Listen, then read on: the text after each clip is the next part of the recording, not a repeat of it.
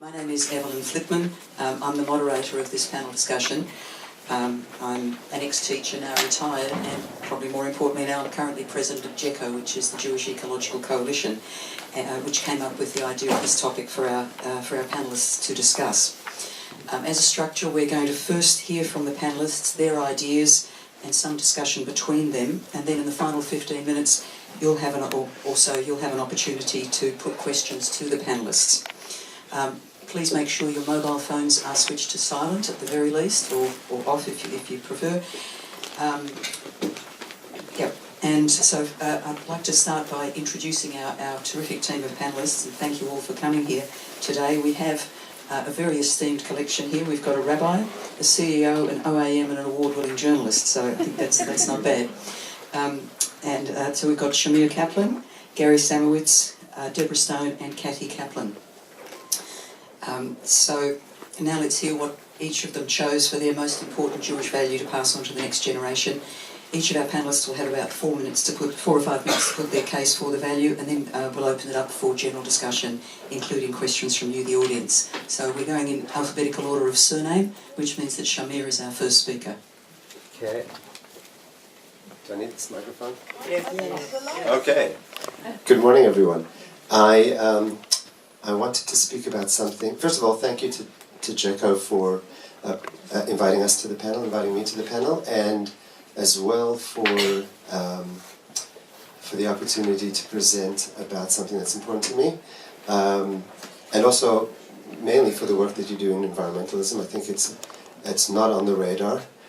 We scream too much about politics and not enough about important issues like this. So good on you. I chose a topic. We spoke briefly before this presentation about what each of us was going to present on, and I agree. I haven't heard everyone's presentation, but of course I agree in principle with what they're talking about, that they shared, assuming that hasn't changed in the last 24 hours. And I chose something not because I think it's more important, but because I think it's rarely spoken about.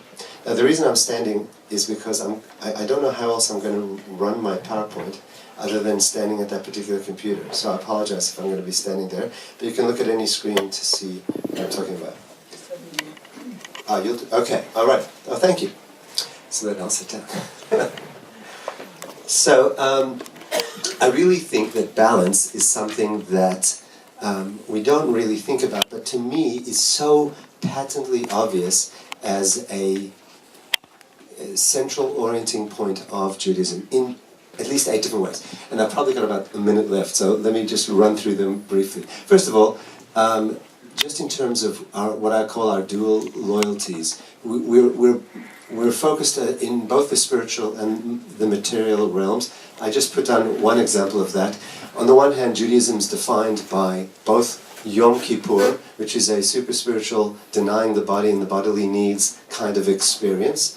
And at the other end of the spectrum, you could talk about Purim, which is, one doesn't think of as a particularly spiritual kind of an occasion. We focus on the meal, the giving physical things, gifts to our friends, money or usable things to the poor, and we even make the point that Yom Kippur is called in the Torah Yom HaKippurim.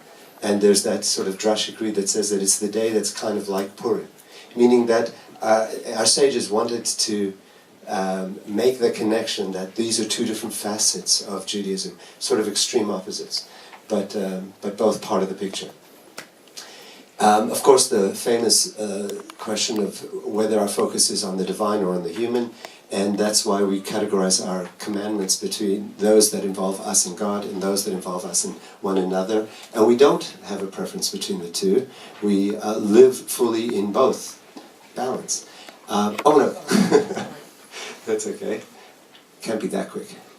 I love this quote from Rabbi Yochanan ben Zakkai, who was the founder of Rabbinic Judaism, if you had to find a rabbi to call such, in terms of post-temple. And what does he say? If you have a sapling in your hand and someone tells you the Messiah has arrived, first plant the sapling, and then go out to welcome the Messiah. I could have chosen a lot of examples, but I figure since we're here with Jeco, that's one of my favorites.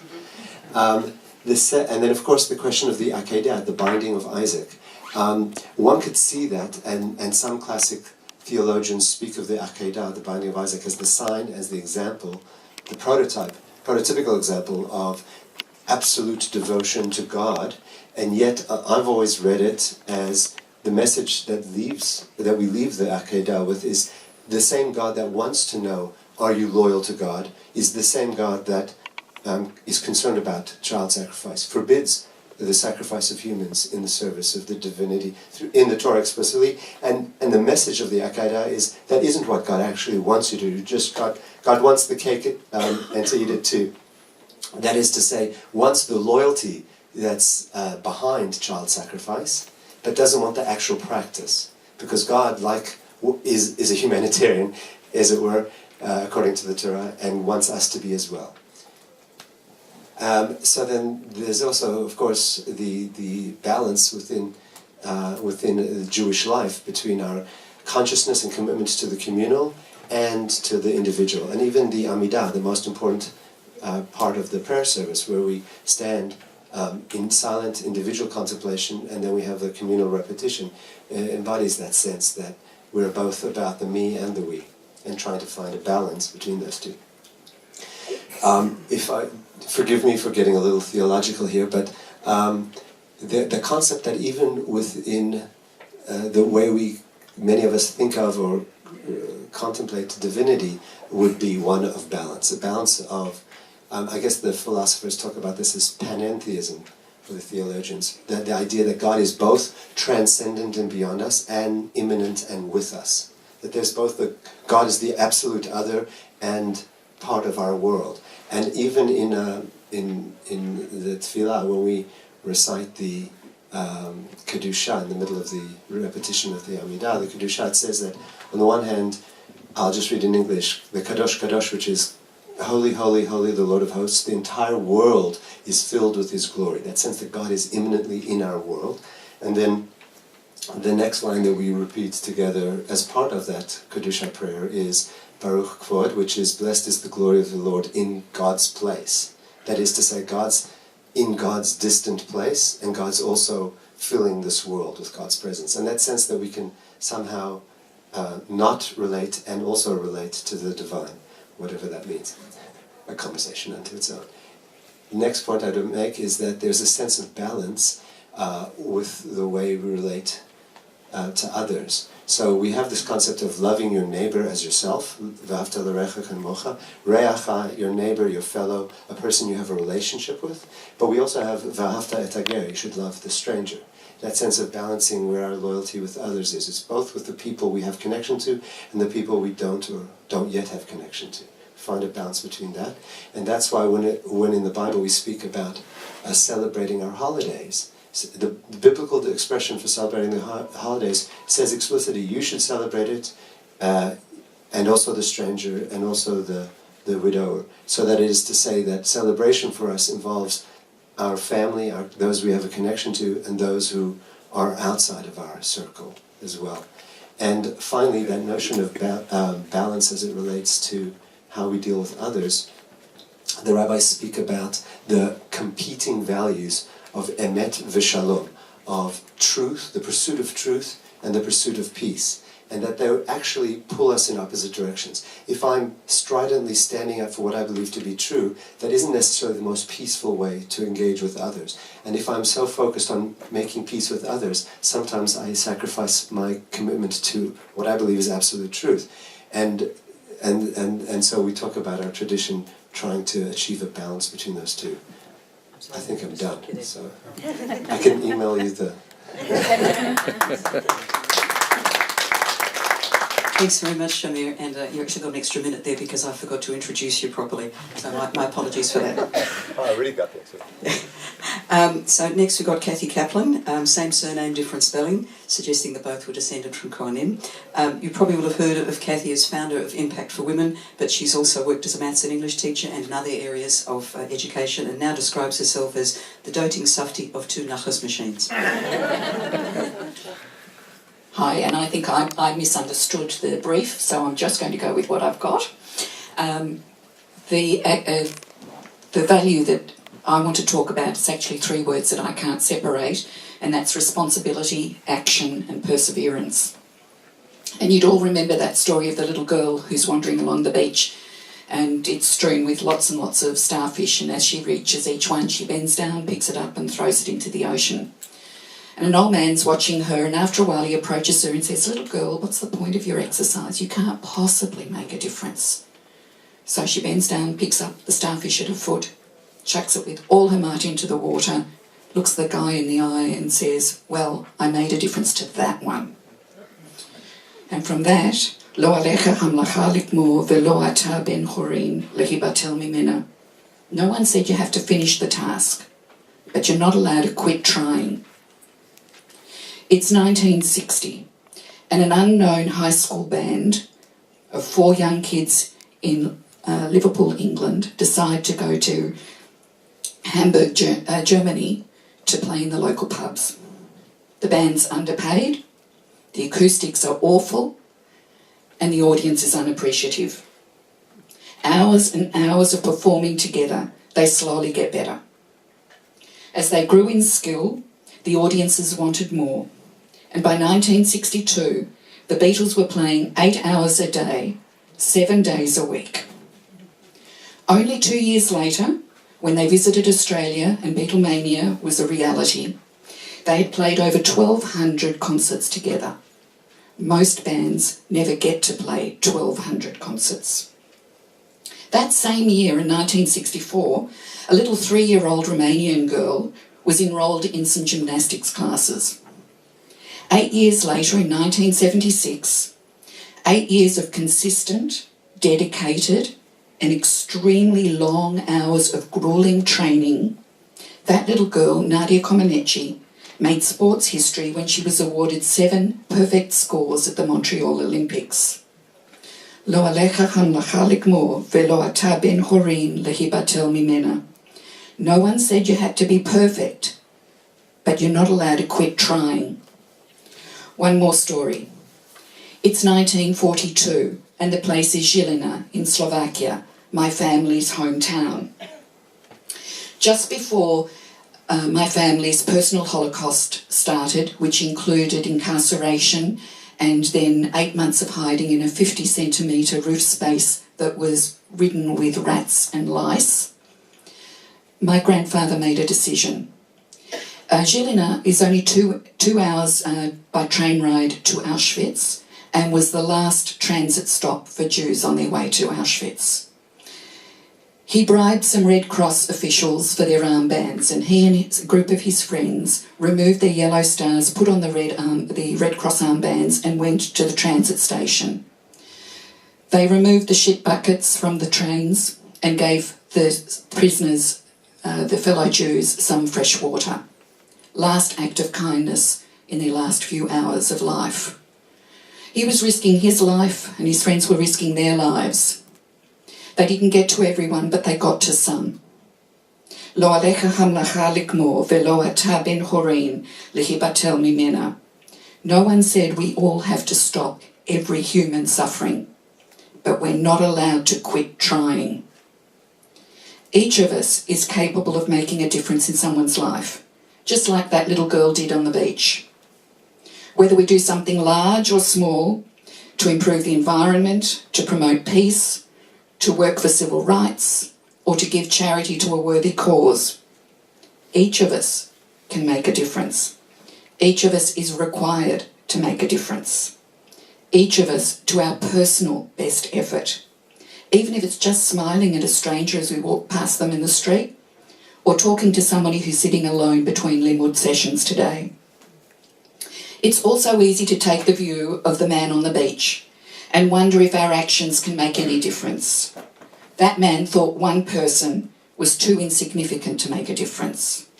Well, to him, and to anyone else who thinks that they're too insignificant to make a difference, just think of that one tiny mosquito bugging the heck out of you on a hot summer's night when you're trying to fall asleep. It makes a big impact. לא עליך המלאכה לגמור, ולא אתה בן הורין להיבטל ממנה. No one said we have to get it all done, but we're not allowed to quit trying.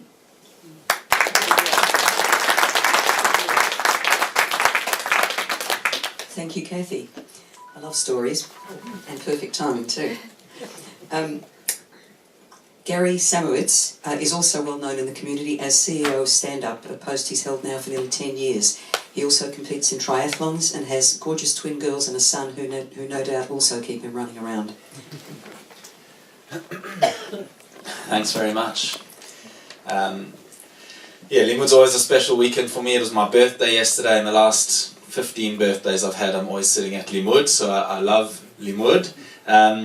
And this is a great topic. As I said, I've got 3 young kids, twins who are 6 and a 3-year-old son, and this is what I'm trying to think a lot about. What values within Judaism do I want to pass on to my kids, and how am I going to do that? A story I love within Judaism is when a convert goes to Rabbi Hillel and says, I really want to convert to Judaism. And Rabbi Hillel's response is, that which is hateful to others, that which is hateful to you, do not do unto others. The rest is commentary. Now go and learn. And obviously the golden rule, treating people with respect, being a mensch, always being kind to others, always treating others how you'd like to be treated, I think is a beautiful Jewish value. And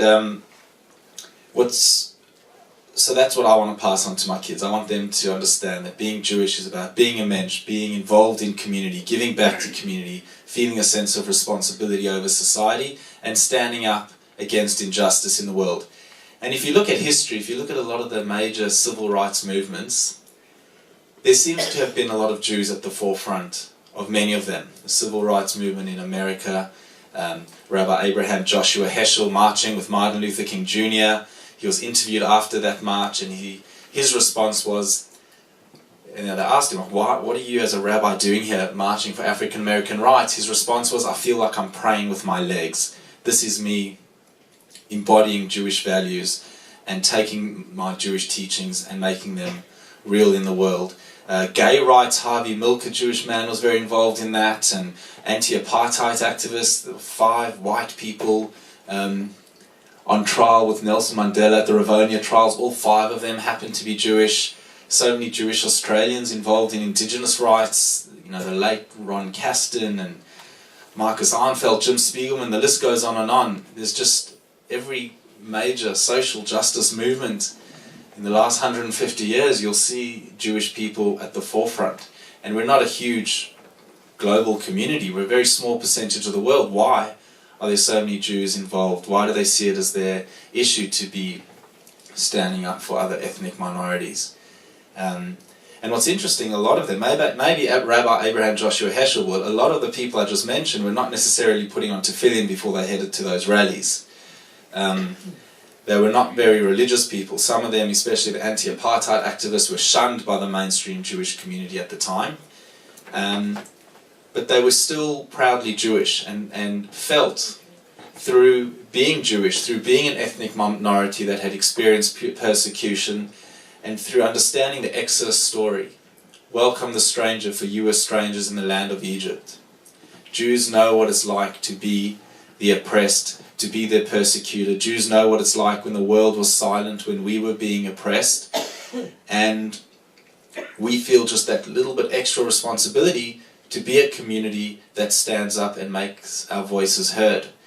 And that's what I want to pass on to my kids. I want my kids to stand up and make their voice heard and be a part of creating a positive world. Tikkun olam, repairing the world. Tzedakah, pursuing justice. Gimilut chesed, acts of loving kindness. There's so many Jewish teachings that implore us as Jews to try and leave the world a better place than we found it.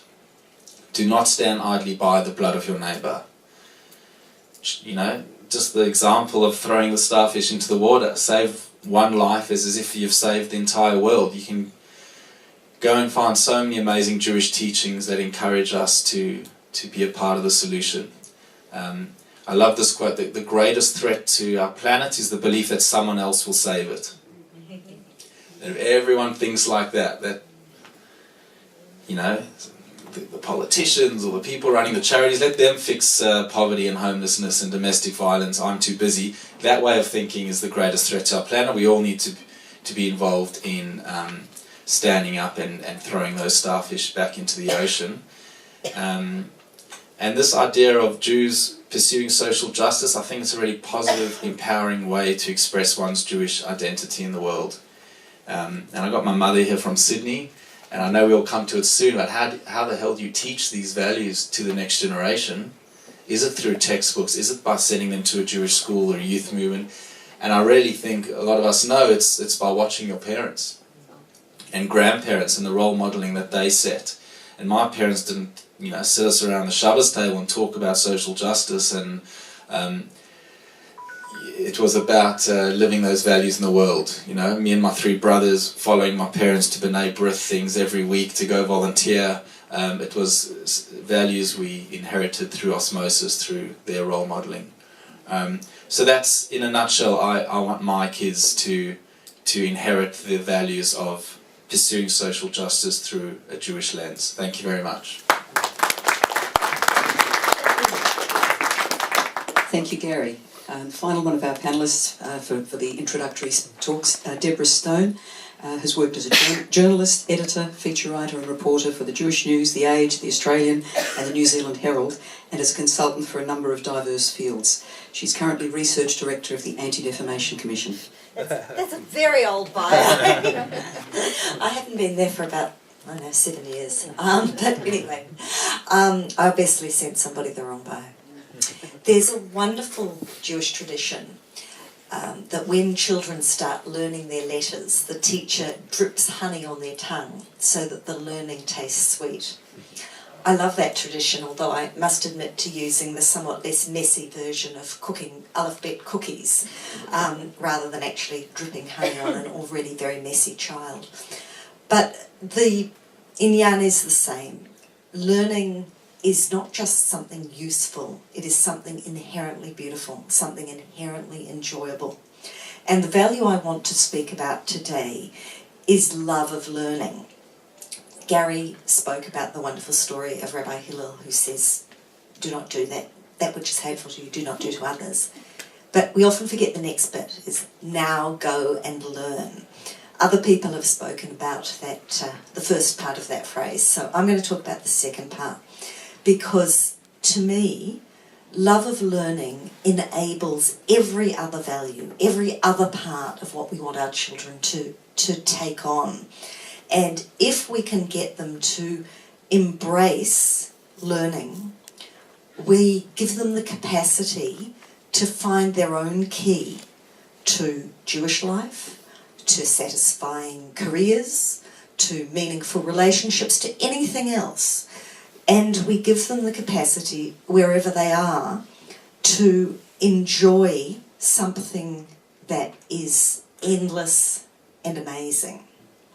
It's often said that the reason Jews have such an attachment to education is because they can't take that away from us. After hundreds of generations of persecution, we know we can lose material possessions, we can lose status, we can lose our place in the world, but we can't lose what we know.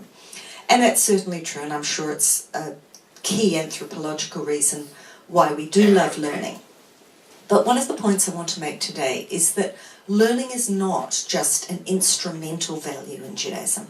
We don't just want our children to learn so they can use it in the future for a job or for some other capacity. Learning is an inherent value. It is it's an absolute core experience in itself. And I think that that is something that is quite unique to Judaism. All cultures want their children to learn. They want to pass on their traditions, whatever they are. But I don't know of another tradition, another culture, in which there's actually a festival in which you enjoy yourself by staying up all night studying. I don't know of another culture where when you deny yourself pleasures, as we do during a time out of mourning, we deny ourselves learning Torah in the same way as we deny ourselves music. Because this is something of joy, something of pleasure, something which gives us and brings us so much. We all know that Jewish schools do disproportionately well in academic learning. When they bring out those dreadful league tables every year with VCE results, there's always Jewish schools at the top of that, and there's always a conversation about why the Jewish schools do so well. A few years ago, The Age actually ran an article on the subject, and they interviewed very high-performing kids from Jewish schools. And I loved the response of one of the kids from the school that had topped it that year, who said, the thing is, at this school, it's cool to study. Now, I'm not under the illusion that every child at a Jewish school just loves doing their homework. But I do think that if we are able to give our children the experience of enjoying and embracing study and loving to learn, then we have the capacity for them to find the kind of Judaism that is meaningful to them. And that's really what we want. There's no point in us passing on a value if they're not going to pick it up, if it doesn't mean something to them. They have to have the capacity to learn and find and interrogate the culture so that they find something that is meaningful to them. And that's what learning gives you. That's why our rites of passage are learning-based. Our rite of passage of bar mitzvah, our kids have to learn. They don't have to have some test of strength as many other cultures will. They don't have to down a whole lot of things at the pub, thank God. They have to learn because that is the message that we are giving them. And in doing that, I think we're giving them the key to our treasure house. And we're enabling them to do what they will with it.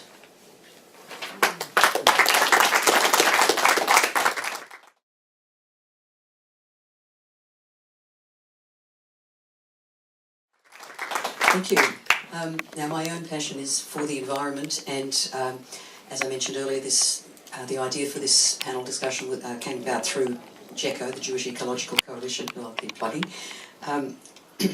But what I'm wondering now, a couple of you have mentioned environmental issues within your talks, but can you see, do you have any ideas for how environmental issues in general fit in with your chosen value?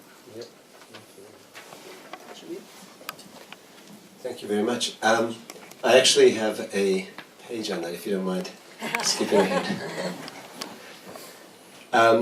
So I'll just mention very briefly that we do have a sense of balance, or strive for a sense of balance within ourselves. But that's not what you asked about, so this is the next. Okay. I think that there's also a sense of trying to find a balance in the way we relate to the world around us. And just that second concept there, that there are two origin stories of Judaism. There are two creation stories, the first and second chapter, and they set up a very different way in which the humanity is meant to relate to the world. The first chapter is very hierarchical. The second chapter is all about the garden, and I think they speak to the different ways in which we are meant to. And the balance we're trying to find between the different ways in which we relate to the world. That we have a certain unique abilities of all of that which is part of our world. We are unique in many of our capacities, and so with that comes abilities and responsibilities. And the second chapter about us being the gardeners as opposed to the ones on the top of the pyramid. The second chapter imagines us as gardeners who are there to tend and to look after the garden. So I think that the way we express our respect and humility for the world, as opposed to our ability to dominate, is through looking after the environment. Besides the practical, selfish advantage of looking after the world, it's also, I think, a profound spiritual thing that shows the kind of that's an expression of the kind of respect and humility we should be cultivating as human beings as well.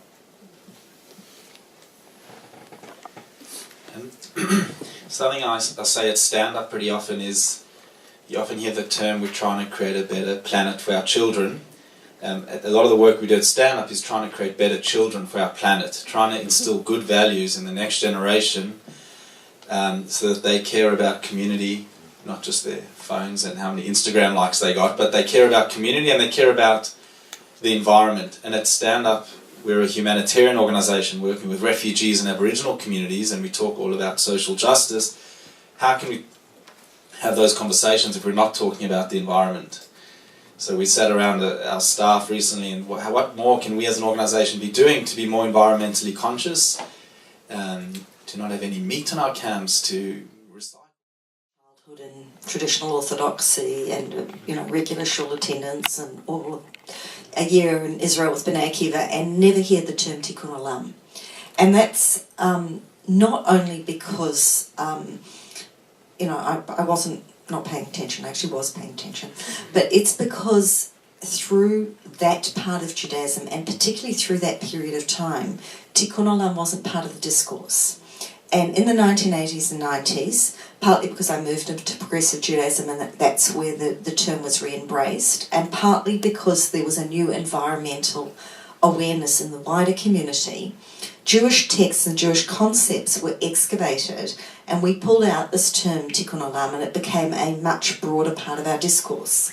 And you can't be involved with Jewish community now without hearing about these kind of issues and without seeing that as part of Jewish consciousness. And from a situation where in my childhood, as I say, I never heard the term, when my children were at the King David's school, it was a key part of, there was a prize each year for the child who had at each grade showed the best example of Tikkun Olam. It was such a core value. And I think that's a really good example of the way in which we have the capacity to find within our tradition whatever we need. There's a wonderful expression in Torah, turn it, for everything is contained within it. And we have found in our texts and in our tradition a value which is essential to where we are now as a community, and across the Jewish community we're increasingly seeing, and should be seeing it, as a core value. It's not fair being the last. Remember I said I had 3 words which I couldn't separate: responsibility, action and perseverance. And I want to tie that back to what Shamir was saying in the creation story. I don't know if any of you have seen the little book called Does God Have a Big Toe? It's one of my favourite books, and it tells the creation story, and how at the end of each day, when God had created this and that, the angels ask God, have you finished? And God says no, and keeps going. And then 6th day, God creates humanity, and the angels again say to God, have you finished? And God replies, I don't know, ask my partners. And we're the partners. So we have a responsibility, we have to do some sort of action, and we have to persevere. And whether it's large or small, whether it's just having a keep cup or your own bottle of water, whether it's if those of us who live in the city of Glen Ira getting that little green bin, which is a fantastic thing. I live in a little flat, I don't have room for composting, but now I can help that way. The little things, go back to the starfish, the little things matter. Each of us can make a difference. Each of us is required to make a difference. Thank you. So how about passing on these values to the next generation? At Jeco, for example, we've set up the St Kilda Repair Cafe, where people can bring things to be fixed instead of sending them to landfill and buying a replacement. And each year we have a reverse garage sale where people are encouraged to bring things they no longer need for us to arrange for reuse and recycling. We also have speakers about environmental issues, tours of sustainable gardens and so on. So much for the advertising. What about the values each of you have chosen? Some of you have touched on this, but what are we doing right and wrong when it comes to passing on your values to the next generation?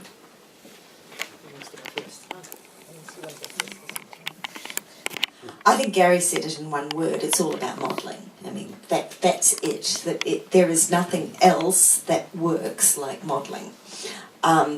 And I'm going to do a little advertisement here because I'm very proud at the moment, because I'm missing out on the session I really want to be at because my son is delivering his first Limmud session.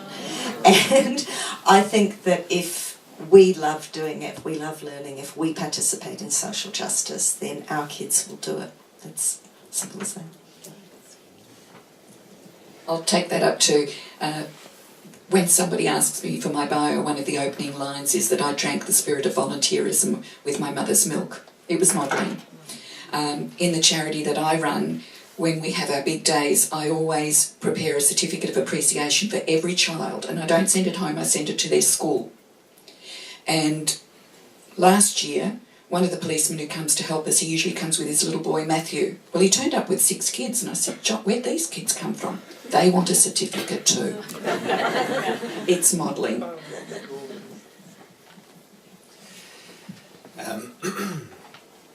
So yeah, when I first started at Stand Up, the goal was like put social justice on the agenda of the Jewish community and inspire the next generation of Jewish Australians around making a difference in the world, and that's quite daunting. And we did a whole lot of things. So we developed like an 8-week Bar and Bat Mitzvah program called Stand Up ABC. Social Justice 101, what are the 10 modern plagues, what's my role in creating a better world, using a lot of Jewish values. So 650 kids have now done that program in Melbourne and Sydney. We developed a young leadership program called The Fellowship, where we select 12 of the best and brightest young leaders aged 24 to 32 and take them on a 7-month journey that really develops their skills and passions, and they each get a mentor. So we've built a whole lot of education programs. We work in all the Jewish schools. Next week, Mount Scopus has a trip to an Aboriginal community for 4 days, and King David does as well. So this kind of wave of new programming that didn't exist 10 years ago, that all the schools are jumping on board because they know that this is what resonates with the next generation. And then we did other things. We created a social justice themed Haggadah. We interviewed 23 inspiring Jewish Australians and made a coffee table book, because we want to celebrate, just like we celebrate the duxes of all the schools, we want to celebrate the people who are our social justice heroes, who are the Ronnie Kahns fighting against food waste, and the Mark Lieblers fighting for reconciliation. There's so many amazing examples in the Jewish community of role models that we can be standing on the shoulders of. So yeah, those are a few examples that we've done at Stand Up to try and make these values real and celebrate them. Shamir. Okay. I wholeheartedly agree with the idea of modelling, but I also think, I was trying to think about the question of how does balance fit into all this, and I actually think in terms of parenting, or modelling as a teacher or whatever, that's also an important part of it as well. That is to say, some kids, regardless of our best efforts, are going to try and will make their own choice as to whether they're going to emulate the ways of those who came before them, or dafka not. Make individuate as their own person by stepping out of the shadow of those who came before them and doing something different. So it seems to me that if you try to model a balanced perspective of looking after my own personal interests, looking after the interests of my community, having time for this and for that, the spiritual, the material, all those things, you've covered your bases. Because they can't really reject, because which are they going to reject? They'll go to the other. So if you have a holistic approach to life and living, including all the different values we talk about, then I think it's not only for yourself a better way of living, but I think that for children it's a more appealing thing, because there's not that sense of, oh, my parents were such extremists about this issue, either I'm with them or I'm against them, kind of a choice that they subconsciously make. But if your approach is more holistic, then I hope it ends up having the more desired effect. Thanks. Thank you. Now, there have been some lovely ideas put forward here, but I'd like to throw this open now to the audience, and also if you have any ideas for the most important Jewish value, if it's one that hasn't been mentioned here.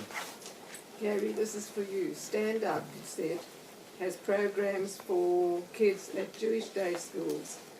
What about all the Jewish kids who are at non-Jewish day schools, at public schools, at private schools? They deserve to be included in all of these programs, and I think they're being left out.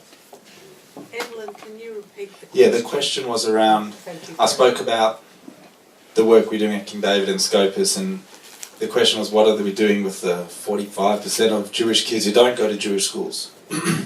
And something I'm really proud of is that the Stand Up ABC program, that 8-week course for Bar and Bat Mitzvah kids, that's what we run at our office, and 45% of the kids who do that program don't go to Jewish schools. We've partnered with UJEB. UJEB has a Bat Mitzvah program. They have 30 girls doing it this year. And as part of their year-long program, every one of those girls does our 8-week course. We have a lot of volunteers coming to Aboriginal communities with us for 10 days, university students. And again, we get a lot of volunteers coming to that program that would never go to a youth movement or a Jewish school or to a synagogue. This is their way of connecting with their Jewish identity. I've had 3 or 4 volunteers tell me that their first Shabbat experience is with us in Tumala, a remote Aboriginal community. So I'm quite passionate about engaging those unaffiliated Jews who are not at Limmud Oz and who are not, part of the shtetl. And I think Stand Up is a good organisation that is easily accessible for those who want to connect Jewishly, but in a kind of safe way that's not very religious. But yeah, that is a huge challenge, with cost becoming a huge factor and living in this area where the schools are becoming a huge factor. How do we engage in innovative ways the half of our community who are not benefiting from all these institutions is a massive challenge, which Gen 17 talks about, which there's a lot of sessions at Limmud Oz about, and it's something I think Stand Up's doing fairly well in. Could be doing better though.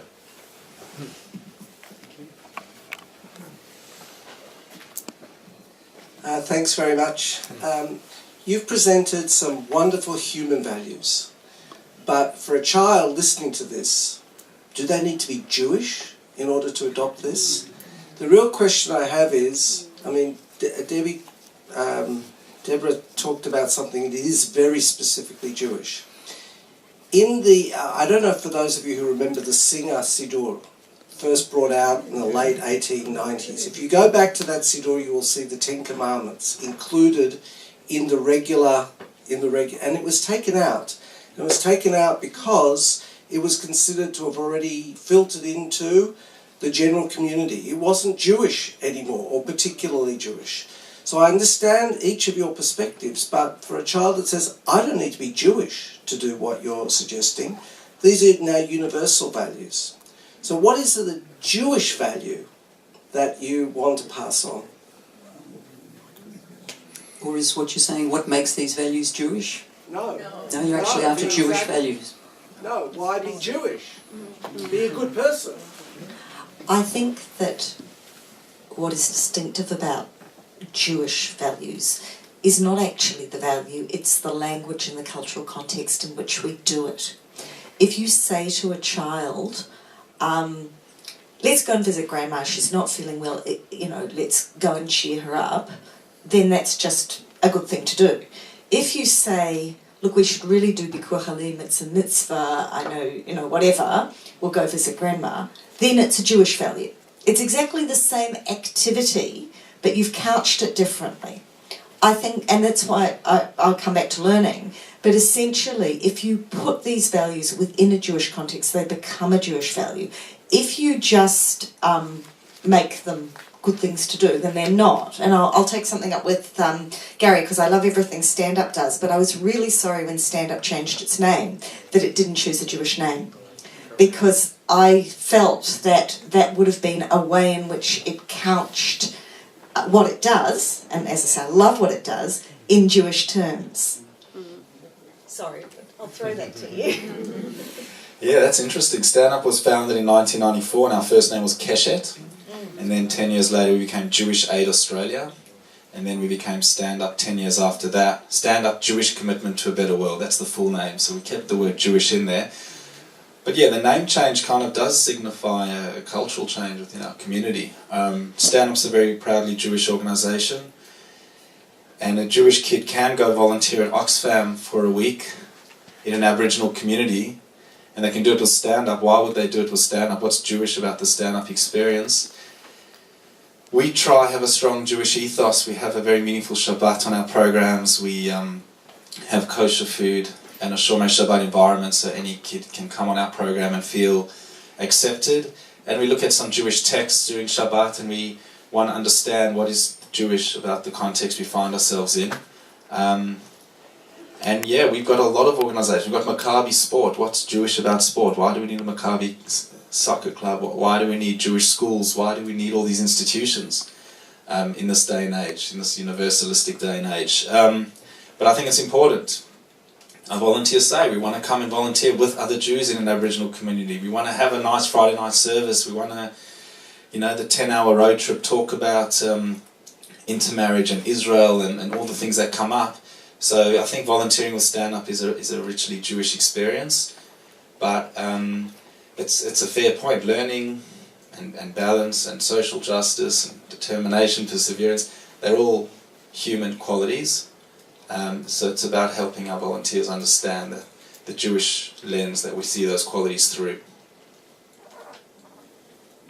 I want my kids to say, I'm volunteering with Dad, and this is a proudly Jewish act, and if volunteering and helping people is a Jewish act, I'm proud to be Jewish. You got me convinced.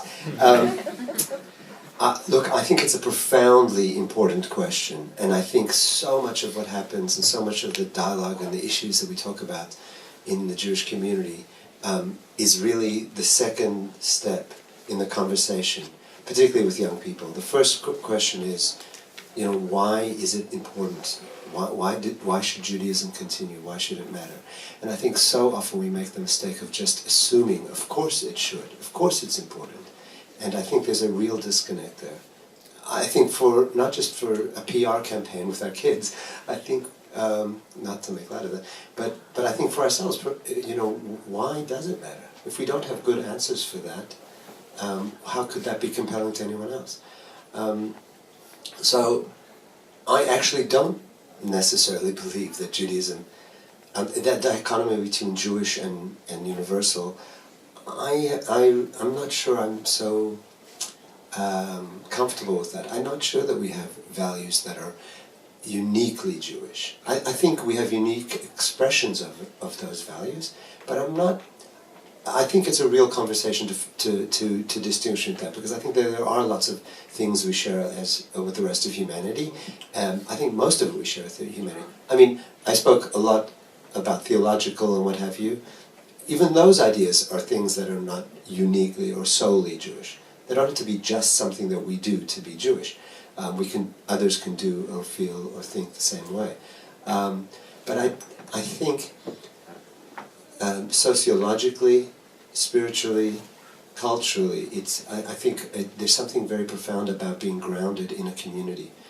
You can live as a universalist, but I think life is more meaningful. Family life is more meaningful. Community life is more meaningful when you're part of a community, when you're part of a family, and you have. And I don't just mean horizontally that you're part of a connection of people at any given time, but being part of Judaism is connecting to you with those values and those people throughout time. And that sense of being a part of something, sharing a Shabbat meal that we've been doing for thousands of years in the context of working with people who've very conscious of their culture and their community for thousands and tens of thousands of years, is profoundly important. There was a rabbi I know from Perth who once spoke about dealing with as a rabbi and lawyer, dealing with Aboriginal land rights and issues, and he once, he was struggling initially to sort of to find a way to connect with the Aboriginal elders with whom he was speaking. And he said, in my tribe, and suddenly, it changed the conversation, because we really do have a sense of tribal connection. I'm very nervous about how we experience that and how we think about that, because I'm very much at heart a universalist. But I do recognize that our particularism is an important part of our humanity, and it doesn't have to be only us who have that.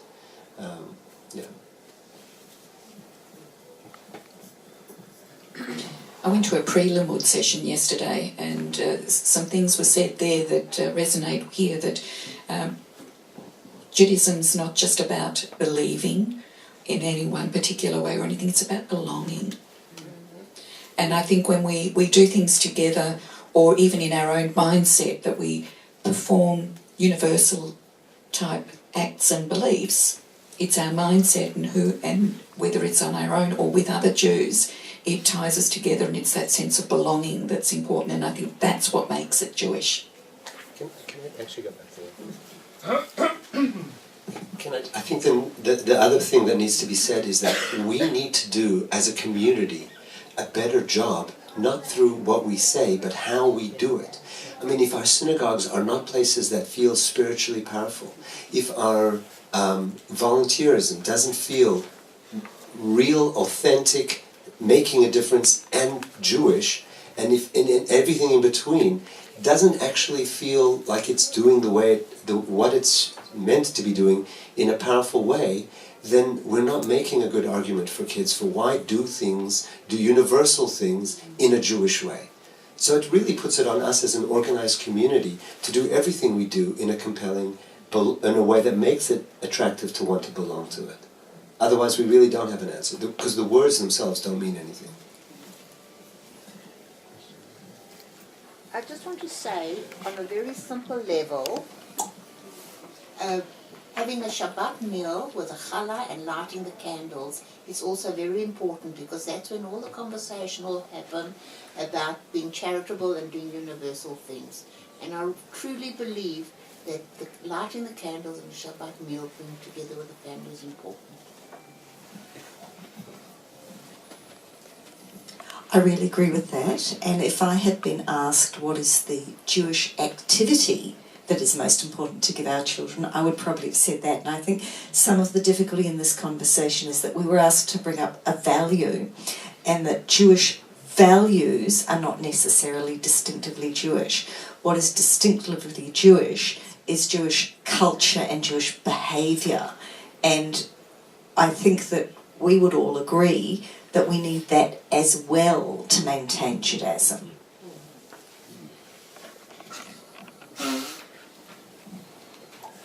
As the non-Jewish person in the room, potentially, it's just so wonderful to hear Shamir and Kathy talking about a sense of belonging. I do the universal things, I volunteer, I've worked for social justice continually, but I feel like I'm rushing around the universe trying to re-motivate myself, to recharge myself. If I had a culture like Judaism to belong to, I think that would be very nurturing and very motivating. So I think the sense of belonging and the Jewish umbrella is a brilliant way to look at it. Yeah.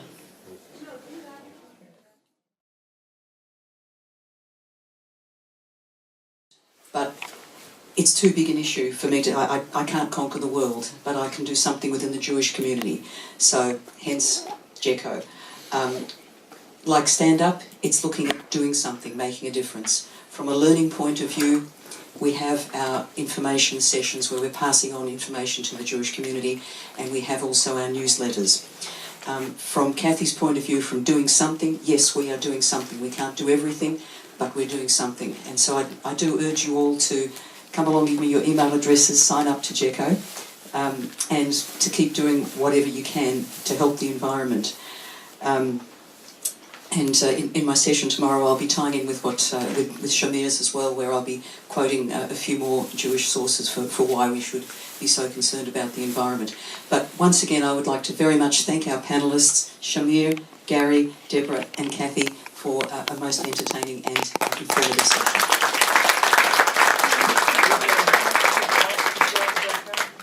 How much does it cost to join Jeco? Membership of Jeco is free. Thank you, Jonathan. Thank you.